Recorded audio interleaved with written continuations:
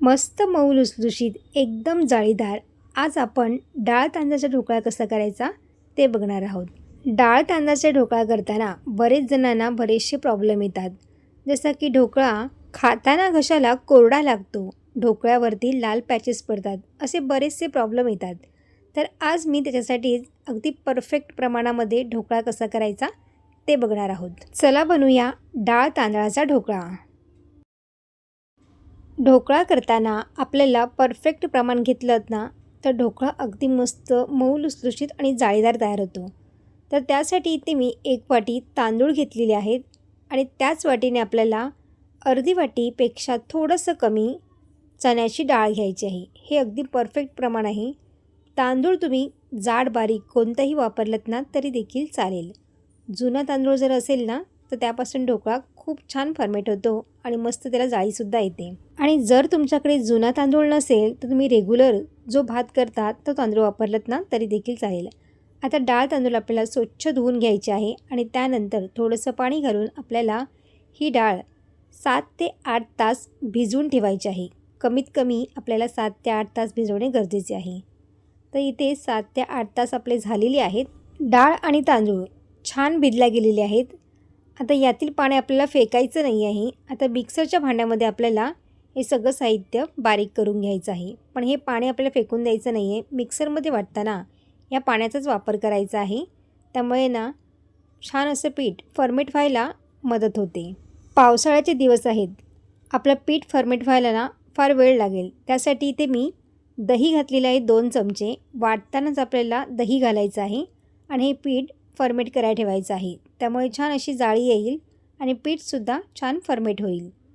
तर इथे सगळं पीठ व्यवस्थित मी बारीक करून घेतलेलं आहे। आता हे पीठ आपल्याला पुन्हा रात्रभर ठेवून द्यायचं आहे। कमीत कमी आपल्याला हे पीठ 8 तासासाठी ठेवून द्यायचं आहे, म्हणजे रात्रभर तुम्ही हे पीठ ठेवलंत ना तर छान फर्मेट होईल। एखादा मिनिटभर आपल्याला विस्करच्या सहाय्याने छान फेटून घ्यायचं आहे, म्हणजे छान बबल्स याच्यामध्ये तयार होतील आणि पीठ फर्मेट व्हायला मदत होईल। तर इथे आपल्याला हे पीठ झाकून 8 तासासाठी ठेवून द्यायचं आहे। 8 तास इथे आपले झालेले आहेत। आता बघूया दुसऱ्या दिवशी हे पीठ छान फर्मेट झालेलं आहे। तर विस्करने आपल्याला व्यवस्थित हे मिश्रण मिक्स करून घ्यायचं आहे। हे पीठ ठेवताना ज्या ठिकाणी उबदारपणा असेल ना त्या ठिकाणी ठेवून द्यायचं आहे, नाहीतर तुमच्याकडे ओव्हन असेल तर ओव्हनमध्ये ठेवलं ना तरी देखील मस्त हे पीठ फर्मेट होतं।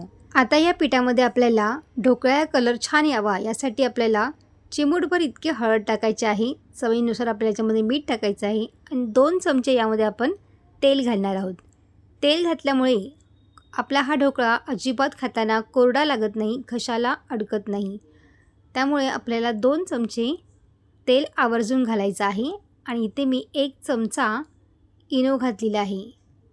फ्रूट सॉल्ट आपल्याला 1 चमचा घालायचा आहे, जेणेकरून आपला हा ढोकळा मस्त एकदम स्पॉन्जी आणि जाळीदार तयार होईल। आणि हे जे इनो घातल्यानंतर आपल्याला छान फेटून घ्यायचं आहे। इनो घालण्याच्या आधी आपल्याला ज्या भांड्यामध्ये स्टीम करून घ्यायचं आहे ते भांडं आपल्याला गॅसवरती ठेवून छान असं पाणी उकळायला ठेवायचं आहे। आता इथे मी ताट घेतलेलं आहे, ताटाला थोडंसं तेल लावायचं आहे, जेणेकरून ढोकळा आपला चिटकणार नाही। आणि तेही मिश्रण व्यवस्थित घालून छान हलवून घ्यायचं आहे। तर इथे आपलं पाणीसुद्धा छान गरम झालेलं आहे। आता आपण ह्याला वाफवून घेऊया, हळूच ठेवायचं आहे। आता आपला ढोकळा इथे वाफवून घेऊया। वरून आपलं झाकण ठेवून ना छान असं लो टू मीडियमवरती आपल्याला हा ढोकळा स्टीम करून घ्यायचा आहे। सुरुवातीला आपल्याला मीडियम गॅस करायचा आहे, नंतर आपल्याला स्लो गॅसवरती हा ढोकळा शिजून द्यायचा आहे। तर इथे 10 मिनटं झालेली आहेत। 10 मिनटानंतर बघूया आपण ढोकळा आपला झाला आहे की नाही। तो एखादी सुरी घेऊन बघायची आहे। तर तुम्ही इथे बघू शकता सुरी एकदम क्लीन आलेली आहे, अजिबातही सुरीला बॅटर लागलेलं नाही आहे। आता आपला ढोकळा छान स्टीम करून झालेला आहे। गॅस बंद करायचा आहे आणि हे पूर्णपणे थंड करून घ्यायचं आहे। तर इथे आपला ढोकळा पूर्णपणे थंड झालेला आहे। आता आपण याला कापून घेऊया। तुम्हाला हव्या त्या आकारामध्ये ना तुम्ही कट करून घेऊ शकता।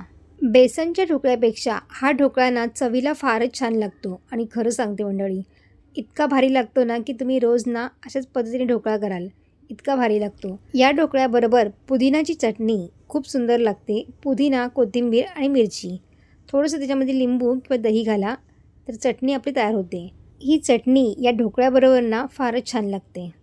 आता आपण ह्याला तडकासुद्धा करून घ्यायचा आहे। मस्त जाळीदार बघा, मस्त आतपर्यंत जाळी सुटलेली आहे। त्याच्यावरती आपला तडका घालायचा आहे. इथे मी एक फोडणी तयार करून घेतलेली आहे. त्यामध्ये आपल्याला राई घालायची आहे, सफेद तीळ घालायचे आहे, कढीपत्ता घालायची, थोडीशी कोथिंबीर घालायची आहे. सगळी फोडणी या ढोकळ्यावरती अशी घालून घ्यायची आहे. वरून बारीक करून कोथिंबीरसुद्धा घालायची आहे, म्हणजे मस्त चवीला हा ढोकळा लागतो.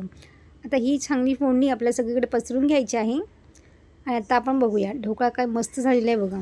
मस्त मऊ लुसलुशीत आणि एकदम जाळीदार ढोकळा आपला इथे तयार झालेला आहे. मऊ लुसलुशीत जाळीदार ढोकळा जर तुम्हाला बनवायचं असेल ना, तर प्रमाण तुम्ही अगदी परफेक्ट घ्या. तुमचासुद्धा ढोकळा अशाच पद्धतीने मऊ लुसलुशीत आणि जाळीदार बनेल.